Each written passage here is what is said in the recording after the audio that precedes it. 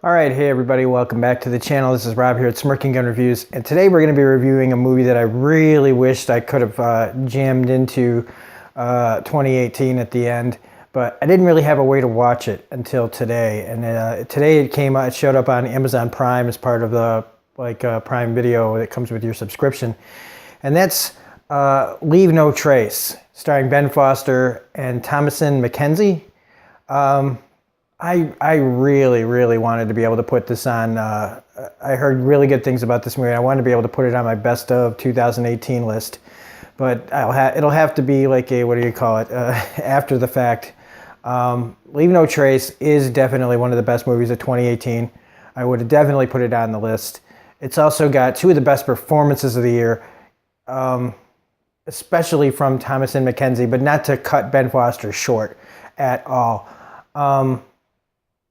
I will not spoil this movie for you, but I will give you the basics, and just it's one heck of a father-daughter movie, but also it goes into a lot of about, without being any kind of preachy about it or at all, about PTSD, about veterans who are suffering, and just by showing what the effects, they don't show war here. They don't show anybody screaming or talking about the problem. You just see the problem on Ben Foster's face and how he carries himself and how he behaves, and also with his relationship with his daughter. It's just crazy. I can't speak for what goes on in a war, or, to anybody. I can't speak for veterans. I know that they're constantly being screwed over by this government. And this, without being preachy, like I said, this movie shows that we really need to do better for our veterans. Because they shouldn't be out living in the fucking woods, not being able to get the medication that they need. And also just, making sure that the programs are out there that, I don't know. I don't want to overstep. But in this movie, first off, Ben Foster's in this movie, and 99% of the time, if Ben Foster's in your movie, it's probably a pretty good movie. Not counting X3: The Last Stand, where he played Angel for some goddamn reason. But with movies like Hell or High Water or Hostiles, who I forgot. That was the person in Hostiles' name that I couldn't remember. Or 3:10 to Yuma, another Christian Bale Western with him in it. Anyway, if Ben Foster's in your movie, you're getting a great performance, and it usually means that he's going to even elevate the movie quite a bit. And he does not disappoint here at all, giving a portrayal of a man who is suffering from really bad post-traumatic stress, and whatever happened to him, the mother, his wife, she's not in the picture. He's trying to raise his daughter on his own, and he is very troubled. And her trying to stay with her father, to be knowing that he's got issues, and not running away from him, and becoming, feeling like the life that they're living in the woods is normal. It's just really, I felt like I was watching a documentary and not a movie. 95% of this feels like a documentary. The only times it ever feels like a movie, it's kind of like a lot later in the movie. Most of this stuff feels like you're watching real people going through something really bad with hidden cameras and things like that, because this has got to be real, this kind of thing. And I'm not trying to sound ignorant. Of course it's real. But, we don't get to see these kind of intimate portraits of people struggling with mental illness, struggling with post-traumatic stress disorder, struggling with trying to keep their family together. These aren't movies that, that make a lot of money, that people go flock to, and even though I understand these days people are pickier about what they go to see at the theaters, And so movies like this don't get like this huge wide release. I think these movies are way more important than movies like Avengers Infinity War, which is my favorite movie of the year. But this is a more important movie than that by, no stretch at all.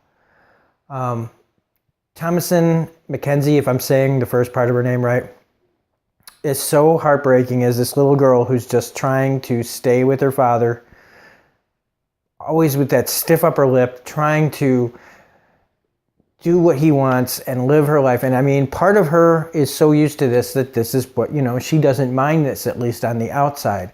It's not until she starts to see other ways of living, and not without resistance, does she start to want to change her own life and hopefully bring her dad along with. But this is where we see the real, the line where, he wants to be with her. And he is kind of, controlling the situation. But gradually throughout this movie, you see that the line between them, the divide between them, the growing divide between them, is pretty much the main plot to me. Is how does this father learn to give his daughter the best life that she needs, and how does she still try to help a father who is in desperate need of help? And it's just a great character study. It is a great movie of us that tells an important piece of social commentary about people suffering, without, again, being any kind of ham-fisted about it. It is all through the performances and the subtlety from the performances. Like I said, you don't see Ben Foster having mental breakdowns and freakouts in this. It's all very calm. And that's even kind of weirder because he internalizes everything in this movie. But you still know exactly what's going on, the frustration that he feels. Whether they're asking him, invasive questions that he feels are invasive, to just having a quiet moment with a horse. Everything is on his face. And no matter how much people try to help him, he, unless forced, is beyond help. He feels he doesn't need it. He doesn't want it. He doesn't need it. And whatever he's experienced in his life I feel like has gotten him to this point. And that if he was willing, he could probably, there's a good chance maybe that he could have a normal life.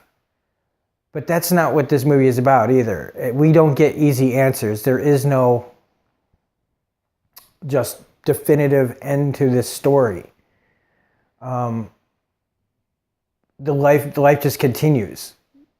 And without spoiling the end of this movie, that's the truest thing that this movie can tell you, is that while there may be kind of a resolution to a part of a problem here, not everything is fixed, but people are either working to accept or taking it a step at a time, knowing that if they continue slowly to try to reach Ben Foster's character, then maybe eventually they can pull him back. But that's not for sure. And I like the ambiguity of this ending of this movie. And I cannot say enough about the two performances in this movie. And yeah, just so authentic. And again, like I felt like when I was watching Atlanta, how I kind of felt like I was spying on a couple of people that are really going through something like this. And I hope that this movie gets a following. It's not some feel-good movie, but I think it's important. I think it's way more important than most things we go see. And it's like a Sunday movie, a Sunday afternoon movie, or if you just want to sit and relax and get out of your own head, but not, you don't need to be watching something like explosions and stuff all the time. So if you do get the chance to watch this, like I said, it is on Amazon Prime. If you have a Prime subscription, you can watch this for free. So again, one of the best movies of the year. And I definitely think that both these people should be nominated for Best Actor and either Best Supporting Actress or Best Actress, really, because I mean, it's not a supporting role. Thomasin McKenzie does not have a supporting role in this, and she is phenomenal.